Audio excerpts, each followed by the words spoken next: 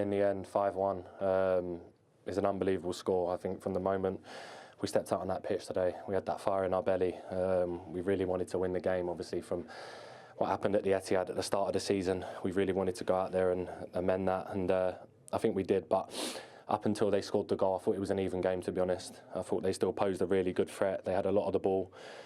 We had to sit deep at times, and Man City, look, we won 5-1, but they're still a top side and they can still punish teams. And when it went 1-1, you maybe think that the momentum might shift, but you know, in the end, then we kept pushing and we won the ball off another high press, got the goal of Thomas, and then from that moment we kept to push on, and in the end to win 5-1 was top. But I thought it was a really tough game. Well, I felt that out there anyway. Just regarding the feeling amongst your group going into the game, Declan, how much did you talk about the first game and the bad blood that was obviously there between the two teams?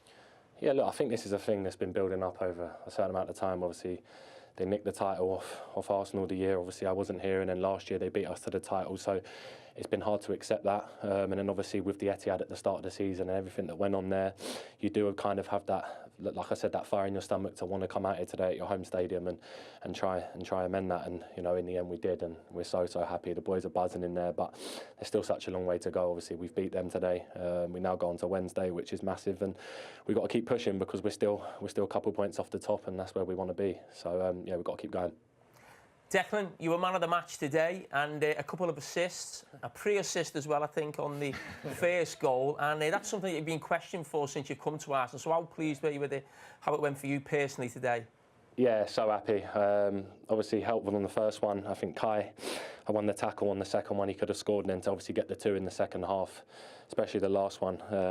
Don't think a lot of people think I've got that in my locker, but I see that 5 seconds before and knew I was going to play that pass out to Ethan before Gabby even sent me the ball. So to get 2 assists was really, really big. I need to keep adding assists and goals to my game, especially if I'm going to keep playing the number 8 position. It obviously gets spoken about a lot, but it's something I'm putting the demands on myself much more. So as long as I can keep helping the team, I'm feeling way better in myself than I did at the start of the season. So just got to keep going and helping this club, you know, try and achieve silverware, which is why I'm here and why everyone else is here.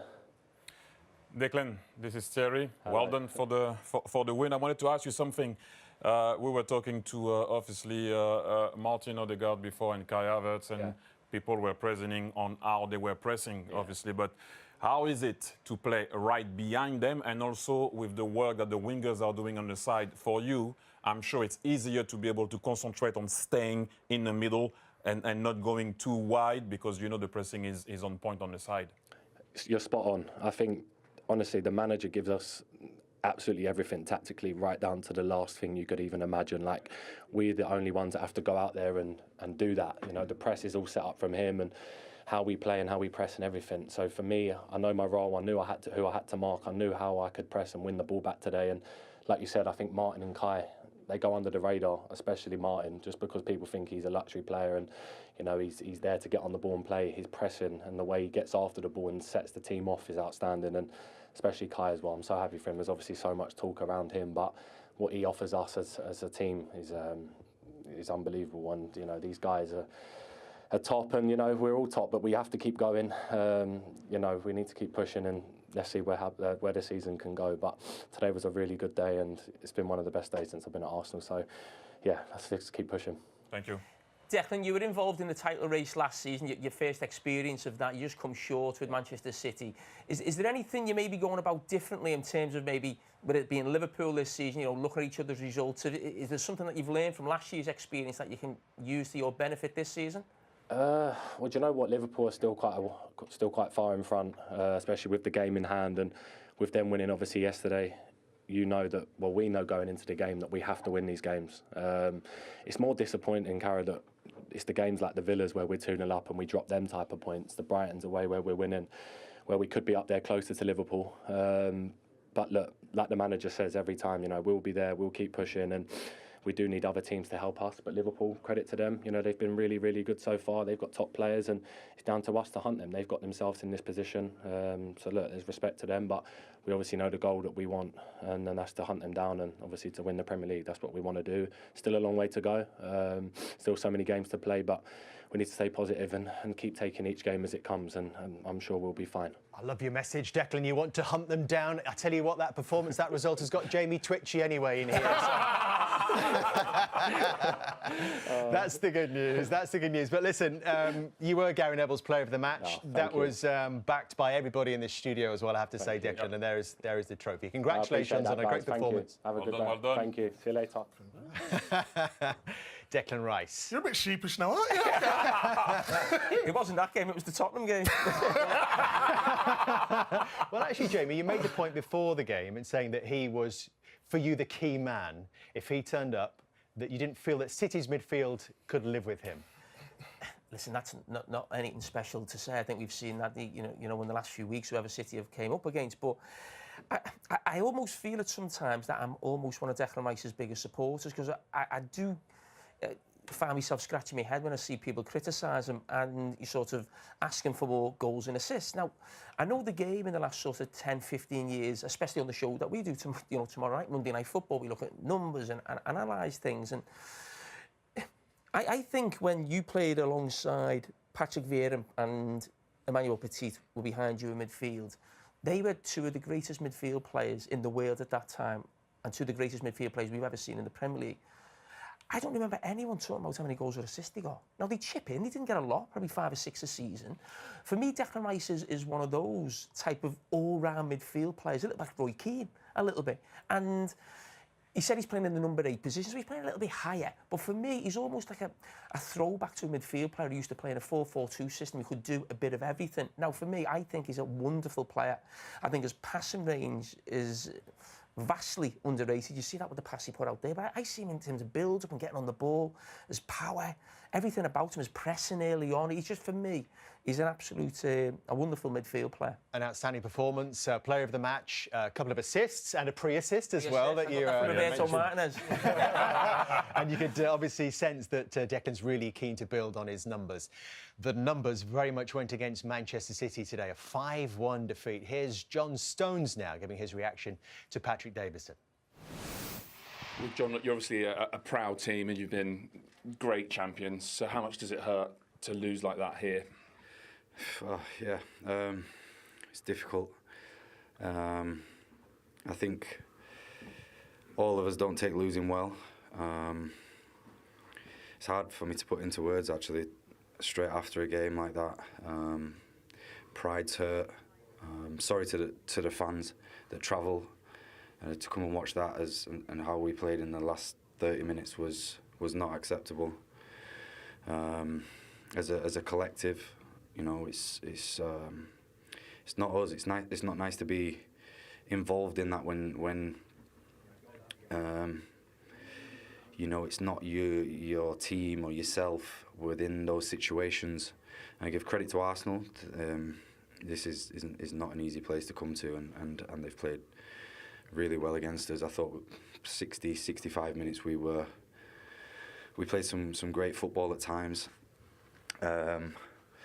We're in the game, you know. It was a swinging point, I suppose, and yeah, it swung the wrong way for us, and I'm angry, upset, personally and collectively of how the game finished for many reasons. So what happens in that last half an hour? Because at that point, you're probably favourites to win it. When it goes 1-1, probably most people would say City the most likely winners. Why the collapse? I don't know. That's the magic question. To get us back after half-time is a great feeling, a good situation to be in, and then to concede after that from deflection, I think it was off me, or a bit of luck, or however you want to look at it. Is that pure luck, that deflection? It's difficult when there's an overload at the back and you've got to make a split-second decision to come out, and you know, they've got the luck on that one, and it's gone in. I could have maybe stayed more square or whatever it might have been. I'll have to watch it back. But yeah, we can't let those situations get on top of us, and you know, they score another goal, we can go and score one back, and it seemed to be the opposite. We stopped doing the things that we were meant to, and Yeah, difficult for me to put into words. You said you weren't happy with the end part of the match for many reasons. Are you talking about stuff going on between the two teams? That's obviously been or was an issue in September. Or are you just talking about City here and mistakes you've made? Yeah, no, just how it finished. Just obviously to concede the goals that we did, to allow them to have so much of the ball towards the end is frustrating when we're a team that is so dominant in our own play with keeping the ball, moving it, controlling the tempo of the game. I've been on both sides of it, and today was the wrong side to be on for all of us in the dressing room. It's a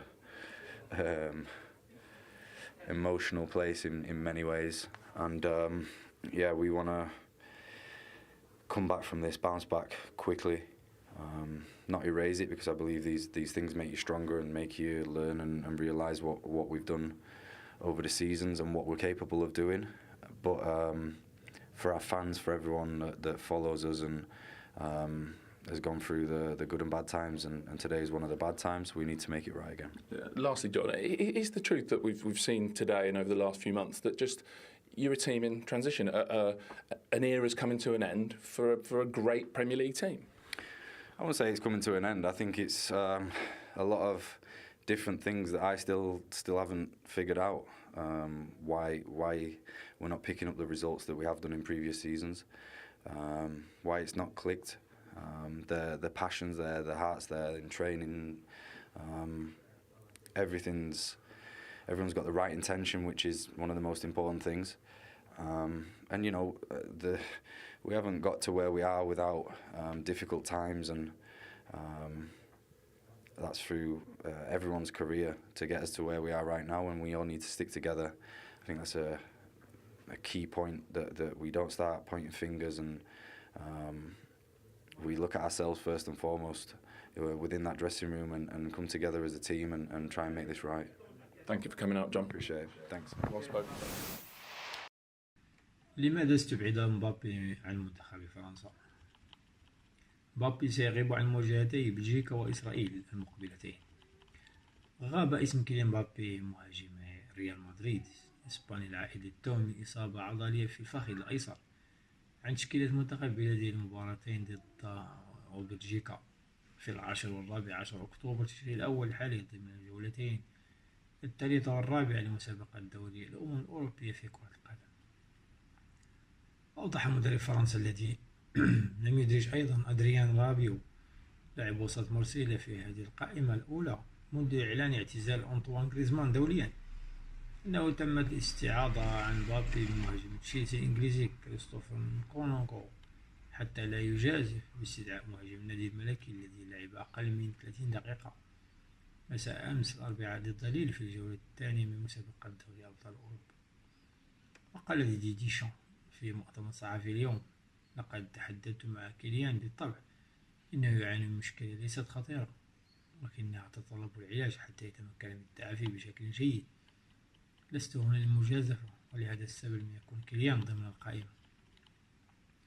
وجه ديشان بالدعوة إلى برادلي باركولا وعثمان ديمبيلي ورنداد كولو مواني مهاجم باريس سان جيرمان إلى جانب مهاجم بايرن ميونخ الألماني ميكايل أوليسي وإنتر ميامي إيطالي ماركو ستورا. وعلى زميل مبابي في النادي الملكي لاعب الوسط إدوارد كامينفيغا بعد تعافيه من إصابة تعرض لها في معسكر ديوك في فترة التوقف الدولي الشهر الماضي، في حين غاب لاعب وسط اتحاد جدة السعودي نغولو كانتي بسبب معاناته من مشكلة في العضلة المقربة حسب ديشان. واعتمد ديشان لاعبين شباب في خط الوسط على غرار يوسف فوفانا وماتيو غوندوزي ومانو كوني وأوريلان تشواميني ووين زايري إيميري ذو 18 و18